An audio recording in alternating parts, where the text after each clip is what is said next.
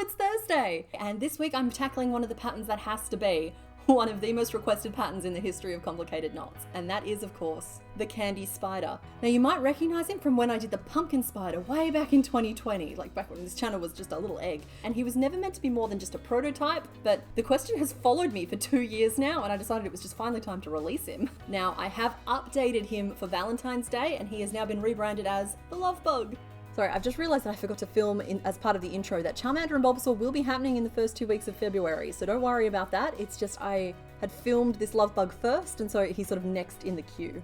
We'll probably do Charmander first and then finish off with Bulbasaur, because that's the order I designed them in. Alright, bye. Alright, let's get into tools and materials. To make your little Lovebug, you're going to need 8 ply, 100% acrylic yarn in at least 2 colours. I'm choosing to use a baby pink and a seafoam green. Now, for the eyes, I've had to make a substitution over what I would prefer to be using. So you will still need 1 pair of 21mm safety eyes. They are his main eyes. And then I would recommend using 3 pairs of 6mm safety eyes to make his smaller eyes. However, for today, I've had to substitute in 9mm ones because they are the only ones I can find anywhere. You'll also need your 3.5mm hook, scissors, pins and needles, and some stuffing. And if you want to make the legs wired so that you can pose him a little bit more, you're going to need some florist wire or crafting wire. So I'm going to be using florist wire for that purpose. As you can see here, it is 26 gauge. So this is literally all the information I have on this wire if you are looking for it. I gotta tell you though, it is a pain to work with and not super necessary if it's just going to be a lovely ornament for your shelf. And of course, if you're working with wire, you're going to need a pair of wire cutters, which I have in these little needle nose pliers. But that's it. So a written version of his pattern will be sent out to my patrons and will be available for a short time in my store just across Valentine's Day. I will leave links in the description down below for anybody who's interested. Okay, so first up for our spidery friend today, we are going to be making his head and body piece. Now this is constructed all in one piece. If you've done the pumpkin spider, it's going to be very, very familiar to you. We're just going to be doing a different design on the butt. So we're going to grab our green and we're going to start in the middle of his face. As per usual, start with a magic ring of 6. And what you'll notice as we build up the face is that a lot of the rows only have 4 increases or increases in lots of 4 to them. And that is because we're working up a square, so we want to build 4 main corners. So there we have the end of row 4, and you can see that we have these 4 clear corners starting to develop. So for row 5, we're introducing increase 3s. So I just thought I'd stop for a second and explain what those are. So first up, we have 3 single crochet to get around to our first corner. And in the next stitch, we're going to put an increase 3. Now all that is 3 single crochet all in the same stitch.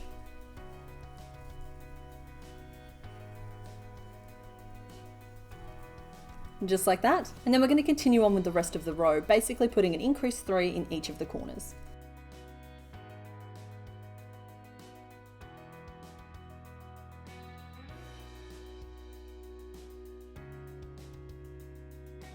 So that's the end of row 5, and at this point you should have 28 stitches around your face. So now we're going to do row 6, and row 6 includes some backpost stitches. Now you may have noticed I've updated my notation to be more in line with what I consider to be industry standard. I'm sorry it took me so long to do that, but this row starts with 5 single crochet across the top, like so. And then we're going to do 5 backpost single crochet down this side. So by default, single crochets tend to be worked through the loops on top of the stitch. When we're doing backpost stitching, it means that we're working around the stem or post of the stitch instead. Now, if it's marked as backpost, like this pattern is, it means that you want to insert your hook from the back of the stitch, around the post, and then back to the back of the stitch, like so. You then pull up a loop and complete your single crochet the way you normally would. So we're going to work 4 more of those for 5 in total.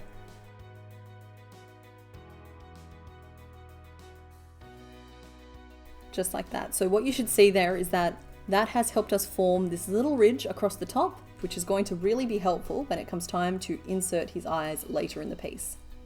So whenever you're doing rows that combine post stitching and regular single crochet, I recommend that once you've finished your posts, you count backwards from your hook to identify which stitch you should single crochet into next. And for me, that is this one here. Now the reason we do this is because swapping between regular single crochet and post stitching, it's really, really easy to gain or lose a stitch. And this way I can be confident that I'm going to end up with the correct stitch count. So I am now just going to carry on and finish off that round. So there we are at the end of row 6, and now we're just going to work 4 more rows to build up the width of his head, keeping in mind that row 10 is a short row. It is 26 stitches, leaving 2 spare because we are moving our starting point. So there is the end of row 10, and as mentioned, we have not worked into the last 2 stitches of the row, so it is 26 stitches in row 10 to move our starting point off to the side here. So at this point, we're actually going to insert our eyes. So looking at this piece face on, you should notice that you have 2 sides with ridges going down them. Those are the sides of your head. And then you should have a short side, which is the top of the head, and a long side, which is going to form the bottom. So making sure your piece is oriented the correct way, identify where your eyebrow ridges are, and we're going to place our large eyes first. So I'm going to position these on the inside of these eyebrow ridges, so 1 to 2 rows in front of them, so that the edge of the eye just brushes them. So just like that. You'll note that there's not a lot of room between them, but once we stuff it, it will stretch a little bit. Okay, so I'm not going to snap the backs on those just yet. I'm going to wait until I have all of my eyes inserted through the piece and I'm happy with their placement. So from there, we're going to grab our smaller eyes, and as mentioned at the start, 6mm eyes are ideal for this, but I've been forced to use 9mm, so my positioning may vary slightly to yours. 6mm ones should fit really nicely just along that ridge with a little bit of a gap in between. I might have to space mine out a little bit wider today. So these eyes go on the outer side of the same eyebrow ridge, and you should position one roughly at the top, roughly at the bottom, and then somewhere in the middle, all in a little row just like that. And then repeat on the other side. Okay, so when you're happy with all of those positions, snap your backs on. I always like the ones with the good clicky sound. These little plastic ones don't make as good of a pop.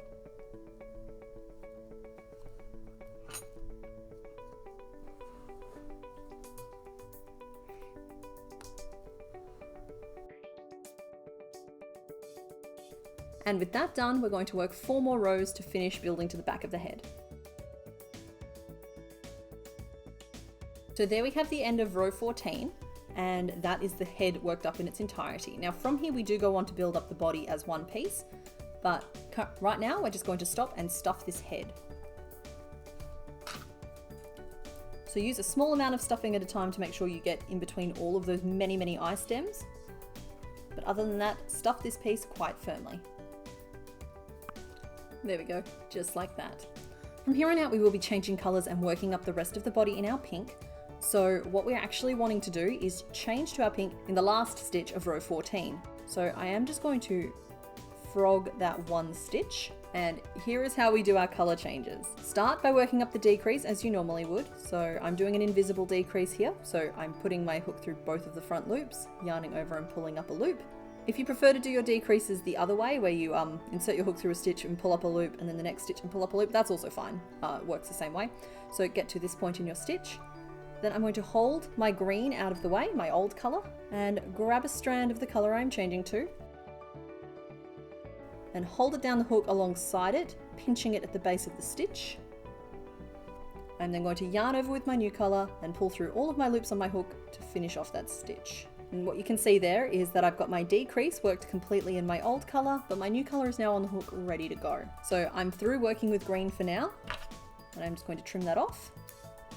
If this is a gift for somebody, I recommend tying those in a knot, but if it's just for you, you can just tuck them away, and it shouldn't unravel unless you're being very rough with it. Okay, so now we're just going to work up the first 2 rows of the body.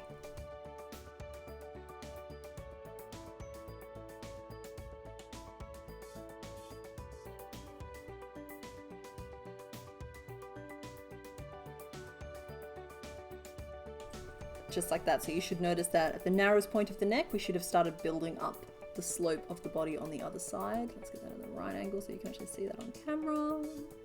So in the next row, we do have a sculpting stitch that has been known to confuse people, and it might just be because it's something that I've made up, and it might just be because it's something that other people haven't encountered before. That's a lot of words. All right, this is row 17 I'm talking about, and we're going to start off with a nice simple single crochet and an increase.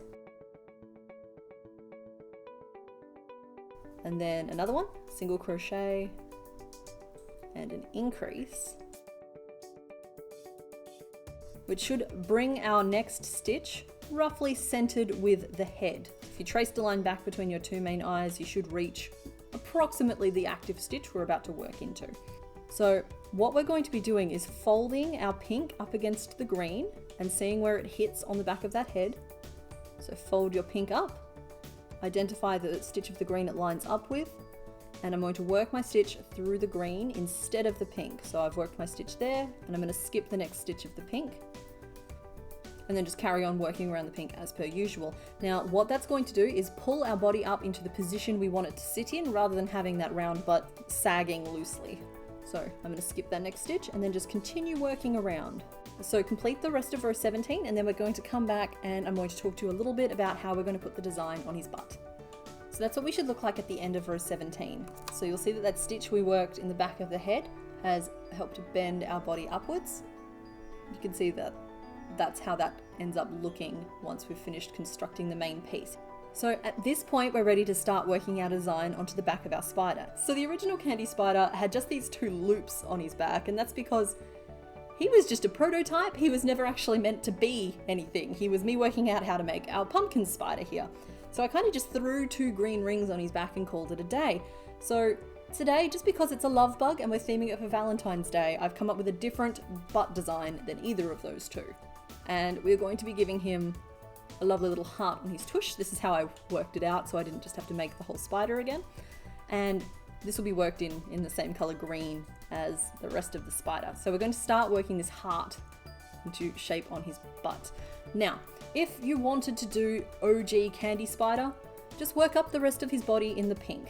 Okay, the green loops are made as separate pieces and stitched on, and I'll make sure that I include them in the pattern on the screen, okay? So if you want to make OG candy spider, that's all you need to do. If you're making yourself a love bug, stay tuned. We're about to do a whole lot of color changes. So for row 18, we're going to start with 6 single crochet, changing to our green in the last stitch. So that's 5. So in this next one, we're going to change to our green, just the way we changed colors before. There we go. So this is just a reminder that when changing colors, you always want to change color in the stitch before you want that color to be active. So don't trim off your pink at this point because we will be swapping backwards and forwards between our colors. So in our green, we are just doing 1 stitch to start with, and it is going to fall in that weird little stitch we did through the back of the head as well. So in that stitch, we're changing back to our pink. So that is going to form the point at the base of the heart. We're now going to finish off the rest of row 18.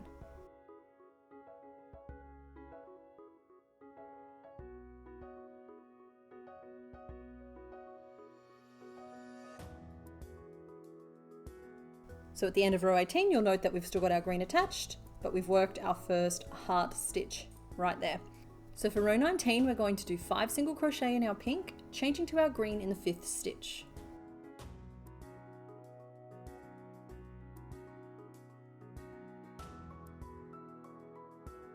And you'll note that I'm just grabbing the green from where we left it and pulling it across the piece to where I need it to be now. Just being careful not to pull it too tightly and cause any wrinkles in the piece. I'm then going to work 3 stitches in my green, changing back to my pink in the 3rd stitch. Once again, grabbing my pink from where we left it, pulling it forward to finish that color change. So at this point, you'll be able to see where the base of your heart is starting to be worked up, and we'll be using this technique for the next 7 rows to finish building up our heart.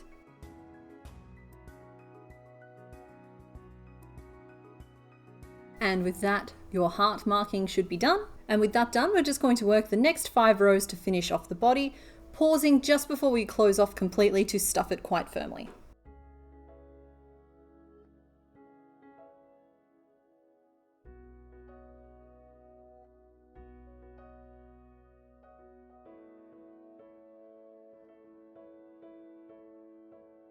So there is the finished body with the heart in place. So I think it's really interesting to see the difference here that yarn under versus yarn over makes. I've been yarn undering for just over a year now, and I don't think I'm ever going to go back. So to finish off the heart, we are going to take some of our green and top stitch around the edge to neaten it up a little bit. You can see an example of how I've done that over here. So I'm going to start at the point of the heart and basically just slip stitch by working the hook in between the gaps in the stitches along the border between the 2 colors. Now, I don't have a lot of experience with top stitching, but I am trying to incorporate it into more projects because I like the way it looks. You could also needle felt a design onto the back of your spider if that's something you know how to do. That's something I'm also practicing at the moment.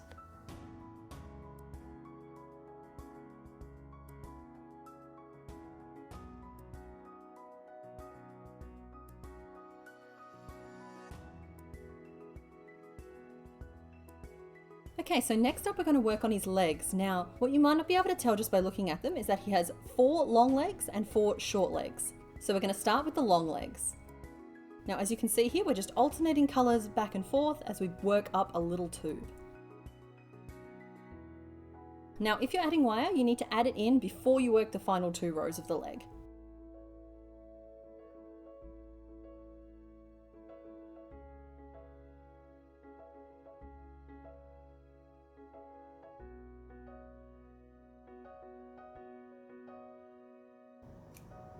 And you're going to need 4 of those in total. And we don't stuff the legs. Now the short legs are worked up exactly the same way, including the wire, we just work 2 fewer rows, as indicated in the pattern.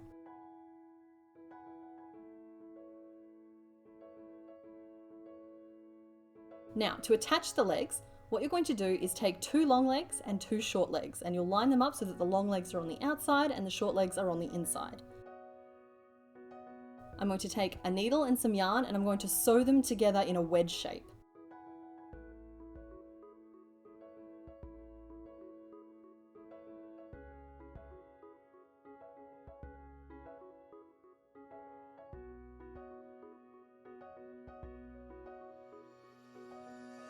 Now that wedge will be placed between where the head and body meet. So once those are firmly joined together and I don't need pins anymore, I'm going to do the same thing with the remaining 4 legs, making sure to put my long legs on the outside and my short legs on the inside. As mentioned, the narrow point between the head and the body is where the point of those wedges should fit. I'm then going to pin those wedges in place on either side of the body. I'm going to pin in place and then I'm going to just sew through the whole body. Now I'm going to work mainly along the top for now, poking my needle the whole way through one set of legs, through the body and out through the other set of legs, working backwards and forwards that way.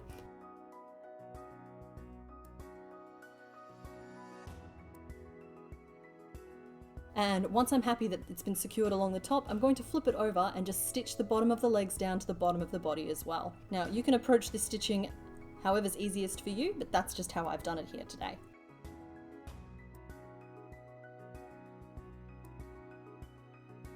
So next up we're going to be making his little moustache. Now you would work these pieces the same whether or not you're going to attach them as a moustache or as mandibles instead. So I'm making this in my pink. I'm going to start with a magic ring of 6, work up a couple of rows, and then we're going to chain one really tightly, which will give us that point at the end, and finish off. We're not going to stuff this piece at all. Now you'll notice that this piece might have a slight open side where we haven't closed it off completely. That side will just go against the head. And you will need 2 of those. So when that's done, all that's left is to attach the moustache. So yeah, you would attach them pointy side first if you want these to be mandibles, or attach them along the length if you want them to be a moustache. So to attach the moustache, what I'm going to do is pin them in place so they are just barely overlapping the underside of the big eyes. And I'm going to be positioning those so they have their little point curling upwards at the ends to simulate that moustache look. I'm then going to take some of my pink and sew around the whole edge.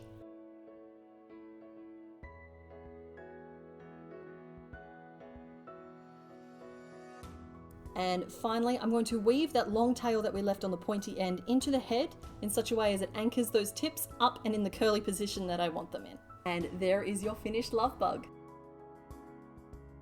Now, just regarding the longer versus shorter video question from last week. Honestly, the responses seem to split people into 2 main teams. We had the more experienced crocheters say that they preferred the shorter videos, and then we had folks who are newer to the craft appreciating the extra detail in the longer videos. So I think what I'm going to do in moving forward is generally stick to the shorter videos, but as scheduling allows, I might throw in a longer one every now and then, just because I don't want to exclude anybody, and sometimes it is nice to be able to include a little bit more extra detail as to why I've made certain choices. But yeah, I don't really want to exclude anyone, particularly if somebody is in their first year of crocheting and they're brave enough to take on one of my monstrosities. So, alright, so I hope you had fun making the Lovebug with me today. Don't forget to come back next week where we'll be working on the next in our Pokemon series, so it'll be either Charmander or Bulbasaur. Okay, bye!